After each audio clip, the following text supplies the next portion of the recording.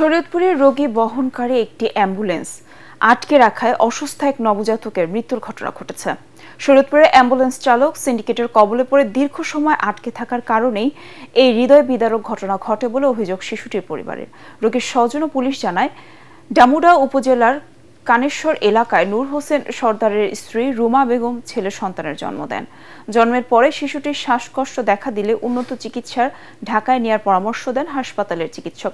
এ সময় তারা একটি অ্যাম্বুলেন্স ভাড়া করে ঢাকার উদ্দেশ্যে রওনা দেওয়ার সময় গাড়িটির গতিরোধ করে স্থানীয় অ্যাম্বুলেন্স চালক সবুজ দেওয়ান ও আবু তাহের দেওয়ান নামে দুই ব্যক্তি।